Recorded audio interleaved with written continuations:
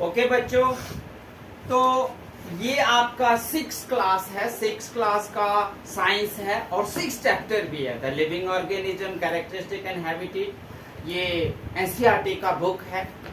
6 class वालों के लिए हम कुछ इसके बारे में आपको पढ़ाएंगे जिससे आप क्वेश्चन आंसर सब कर सको। याद रखना कि 6 क्लास हो, कोई भी हो, बहुत अच्छे अच्छे वीडियो बन रहे हैं यूट्यूब पर। इतना वो टेक्नोलॉजी से भरपूर होते हैं, लेकिन मैं जो कर सकता हूँ कोशिश वो मैं आपको सीधे साधारण रूप से आपको बता रहा हूँ और आप लोग इसे समझें। यहाँ है हैबिटेट। पहले आपको जानना पड़ेगा कि हैबिटेट क्या होता है। हैबिटेट का मतलब होता है आवास, हिंदी में आवास। तो डिफाइन हैबिटेट। तो habitat is the place where flora and fauna living together depending to each other. ठीक है। What is habitat? सुन रहे 6 वालों? What is habitat?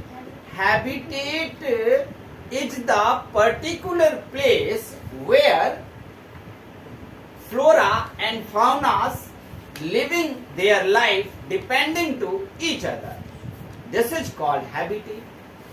आवास, जहाँ फ्लोरा फाउना यानी कि वनस्पति, पेड़ पौधे, जीव जंतु सब एक दूसरे पर डिपेंड करके और जी रहे होंगे, इसी को तो बोलते हैं हम हैबिटेट। हैबिटेट में क्या क्या आप देखते हो? हम देखते हैं ऑर्गेनिज्म को। क्या देखते हैं? ऑर्गेनिज्म को। ऑर्गेनिज्म ना 2 तरह के होते हैं, आपको तो पता ही है। यूनिसेलुलर और मल्टी सेलुलर ऑर्गेनिज्म होते हैं। यूनिसेलुलर को we can not see through our eye to the unicellular, but we can see multi cellular. Multi cellular को हम देख सकते हैं लेकिन हम नहीं देख सकते हैं। जिनको देख सकते हैं उनके बारे में आप पढ़ सकते हो। देखो, अब ये देखना है कि आपने देखा कोई हैबिटेट, तो डेजर्ट एक हैबिटेट नहीं हुआ, जंगल एक हैबिटेट हुआ ना, लेक भी एक हैबिटेट हुआ ना, ओशियन भी एक हैबिटेट हुआ ना, हुआ कि नहीं? एक पर्टिकुलर प्लेस होगा, तो वहां पर सब एक दूसरे पर डिपेंड होकर जीते हैं, सारे जीव, सारे ऑर्गेनिज्म। तो क्या डेजर्ट में ऊंट रहता है? तो okay, bring camel to the cold region. ऊंट को लाओ कोल्ड रीजन में, क्या होगा? जिंदा रहेगा। चलो, पोलर बियर को कोल्ड रीजन से उठाकर हम उसको दिल्ली ले आते हैं, जिंदा रहेगा? तो क्वेश्चन उठता है, पोलर बियर पोलर पर क्यों है? सील इतने ठंडे पानी में कैसे रह लेता है? ऊंट डेजर्ट में कैसे रह लेता है?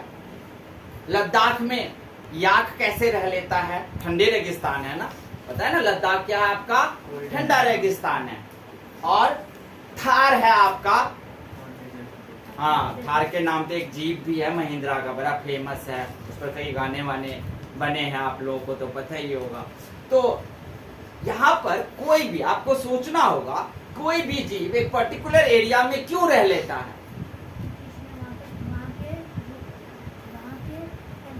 No, because they got their adaptation. क्योंकि वह वहां पर अनुकूलन को प्राप्त कर लिया, एडेप्टेशन को प्राप्त कर लिया है। उसी एडेप्टेशन के, फॉर एग्जाम्पल, अगर मान लो आप यहां से थार डेजर्ट जाते हो दिल्ली से, अचानक दूसरे दिन वहां उतरते हो, आपको सर्दी जुकाम और हल्का फीवर भी लगता है। क्यों? क्योंकि बॉडी जो ही नए रीजन में गया, नए क्लाइमेट में गया है, वहां पर बॉडी अपने आप को अडॉप्ट नहीं कर पा रहा वहां के लायक, क्योंकि उसको एडेप्टेशन थी लेकिन किसी और एरिया के लिए। पोलर बियर को एडेप्टेशन है कहां पर रहने की? पोल पर।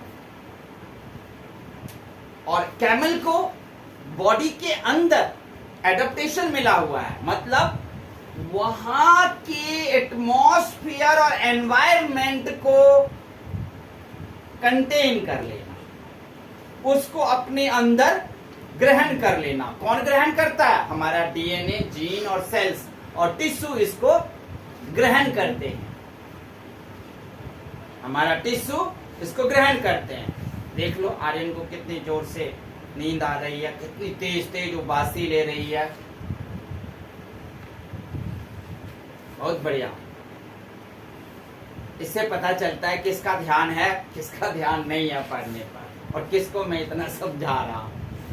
जो भी 2 रोटी वाले होंगे, 2 रोटी खा के पूरे दिन चला दिए, वो सबको उबासी आएगी,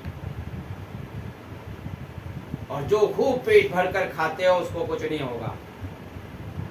तो आगे बढ़ते हैं कि एडेप्टेशन। अब याद हो गया, किसी भी हैबिटेट में अगर इमली का पौधा है तो वो इसलिए है क्योंकि वहां पर उसको एडेप्टेशन मिला। एडेप्टेशन को ग्रहण करने का काम सेल, टिश्यू, जीन, डीएनए पर डिपेंड करता है। आप जाओ, थार गए थे, वहां पर आप बीमार पड़े, लेकिन आप देखोगे कि 2-3 दिन के बाद हम ठीक हो रहे हैं, बिना दवाइयों के भी ठीक हो जाओगे। लेकिन तब तक लोग प्रोसिन वोसिन ले लेते हैं, थकावट हो गई उसका कोई गोली वोली ले लेते हैं, नहीं लेना चाहिए। हाँ, आप उस जगह पर उतर कर वहां का कोई पेय पदार्थ ढूंढे जो यहाँ फेमस है, उस पेय पदार्थ को आप वहां पिए, और जल्दी ही आपका बॉडी 8 घंटे के अंदर ही एडेप्टेशन को प्राप्त कर लेगा। किसी भी नए जगह पर उतरे तो आप 1 कप चाय जरूर पी लें, उसमें कोई बात नहीं। चाहे गर्म स्थान पर उतरे और ठंडे स्थान पर, चाय 1 कप लेना बॉडी को वहां के एटमॉस्फेयर के लिए, वहां के एडेप्टेशन के लिए तैयार करना होता है। अब आप देखते हैं कि अगर आप हैबिटेट देखोगे तो कई तरह के हैबिटेट हैं। टेरेस्ट्रियल है, टेरेस्ट्रियल कहाँ होगा? लैंड, जमीन वाले भाग पर। एक्वेटिक हैबिटेट होगा, है ना, यानी कि पानी में खाली रहने वाले हैबिटेट को कहेंगे। फॉरेस्ट हैबिटेट होगा, डेजर्ट हैबिटेट होगा। हैबिटेट के काइंड्स हैं, ध्यान रखना। ग्रासलैंड भी होता है। क्या होता है? ग्रासलैंड। ग्रासलैंड भी एक हैबिटेट है। ये एक ऐसा हैबिटेट है जहां पर आपको सभी ऑर्गेनिज्म मिल जाएंगे। डियर भी, लॉयन भी, टाइगर भी, घोड़ा भी, हाथी भी, क्योंकि लंबे लंबे अगर घास हैं तो हर तरह के ऑर्गेनिज्म आपको वहां पर मिल जाएगा। लेकिन ध्यान रखें, अगर वहां हिरन है तो प्रीडेटर भी होगा, अगर डियर है तो प्रीडेटर भी होगा। प्रीडेटर मतलब शिकारी। ओशियन में भी देखोगे आप, वो बहुत सारे हाथ वाले, क्या बोलते हैं उसको, ऑक्टोपस, वो होते हैं। ब्लू व्हेल होता है, शार्क होता है, डॉल्फिन होता है, बहुत तरह की मछलियां होती हैं। जितने तरह के वैरायटीज हैं ऑर्गेनिज्म का समुद्र में, पृथ्वी पर में तो उसका 1% भी नहीं है। इतनी वैरायटीज। सिर्फ एक समुद्र पूरी दुनिया को, अगर वो पूरी दुनिया फिश पर डिपेंड होकर जीना चाहे तो सिर्फ एक समुद्र आपका पूरी दुनिया को दोनों टाइम का भोजन खिला सकते हैं। और वैसे भी हमारे पास कितने महासागर हैं, समुद्र? 5। Arctic, Atlantic, Pacific, Indian, south Arabian, ये सब है हमारे पास। सिर्फ एक ओशन, एक समुद्र, एक महासागर पूरी दुनिया को दोनों टाइम खाना दे सकते हैं। उसे कोई जरूरत नहीं है गेहूं, आटा, चावल उगाने की, खेती करने की, आलू उगाने की, कोई जरूरत नहीं है। आपको कहोगे तो फिर कार्बोहाइड्रेट कहाँ से मिलेगा? खाली मछली खाएंगे तो खाली प्रोटीन ही मिल गया ना, तो कार्बोहाइड्रेट कहाँ से मिलेगा? ये वो अन्य चीजें, अरे उसमें सब तरह के जीव हैं। कार्बोहाइड्रेट वाले को के साथ आप प्रोटीन वाले को अपने आप सब कुछ है समुद्र के अंदर, सब तरह के। अब प्रश्न उठता है कि अगर कोई जीव है तो वो जीव क्यों है? कारण आप लोग दे सकते हो। तो वो जीव है क्योंकि उसमें जान है। That is organism because it contains motion, it contains life, it contains heart, kidney, so it is organism। ऐसे तो नहीं बोलना। कोई पूछे कि फिर मिट्टी पत्थर, क्या वो तो नॉन ऑर्गेनिज्म मटेरियल हो गया ना, वो तो ऑब्जेक्ट हो गया। तो ठीक है, ऑर्गेनिज्म की पहचान क्या होगी? तो लिखना there are seven recognition point of organism. First, it requires food. Second, it respires. Third, it reproduce. Fourth, it excrete. Fifth, it grows. ठीक है, ये सब वो सजीव इसलिए क्योंकि वो वृद्धि करता है, वो मोशन चलता है। तो ट्रेन भी तो चलती है, तो उसको भी बोलते हैं वो भी ऑर्गेनिज्म है? नहीं। ये रेस्पायर, सांस लेता है। एक्सक्रीट, अपनी बॉडी से मल मूत्र त्याग करता है। रिप्रोड्यूस, ये अपने ही समान अपने बच्चों को जन्म देता है। ये रिप्रोड्यूस हुआ। तो ये पहचान बताओगे कोई ऑर्गेनिज्म क्यों है? क्योंकि उसको food, respire, excretion, reproduction, growth and excretion, ये सब कुछ वो करते हैं, इसीलिए हम उसको कहते हैं। तो अब बताओ, व्हाट देन इज लाइफ? तब व्हाट देन इज लाइफ? तो जिंदगी क्या है? तो जिंदगी according to science, life is only energy.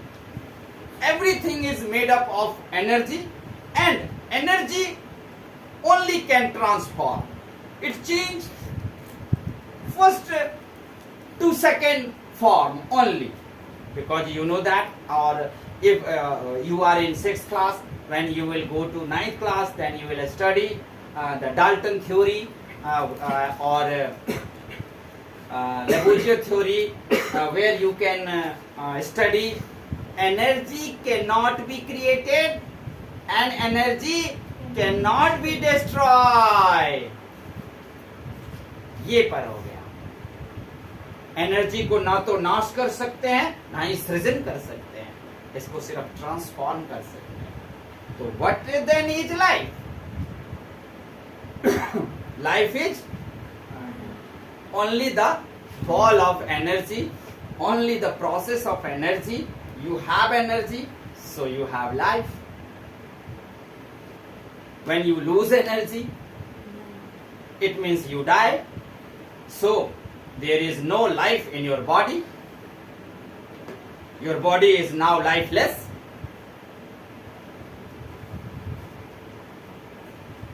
यही लाइफ है। हालांकि आपको धार्मिक रूप से जिंदगी क्या है उसे समझने का मौका मिला होगा, जैसे जीवात्मा को परमात्मा ईश्वर ने हमें बनाया है, एक्सेट्रा एक्सेट्रा। लेकिन साइंस क्या कहता है? Life is only the ball of energy and process of the energy, nothing that. Energy lost, life lost. Okay, तो आप लोगों को याद रहेगा। अब आप इसके क्वेश्चंस आंसर भी कर सकते हैं और डेफिनेशन, की वर्ड पर ज्यादा ध्यान देना। ओके।